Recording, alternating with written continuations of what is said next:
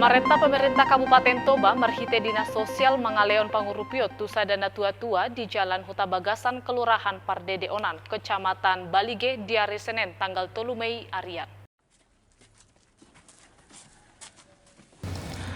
Pangurupion na dipasahat pamarentah ima sada kursi roda na dipasahat Kepala Dinas Sosial amang Rajaipan Sinurat tu inang perpe boru pangaribuan nong marumur 70 tahun. Nasalilingon say manggale do pamatang ni inang perpe boru pangaribuan hinorhon parsahitonna. Marhite pangurupionon hirim dorohani nasida anggiat boy lamu hiras pamatang na jala humatuk malum parsahiton siat dagingna.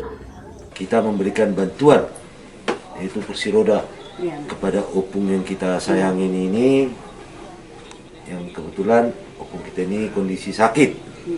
Mudah-mudahan dengan adanya kursi roda ini kondisi opung lam tu sehat nada. Saya kajang mau umur opung. Yang mana boleh dibayar pemerintah Kabupaten Toba sesuai dengan arahan dan informasi yang kami terima dari Bapak Bupati dan Bapak Wakil Bupati.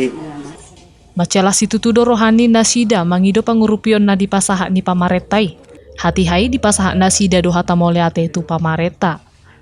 Siat Toba, Toba TV, mabari tahun.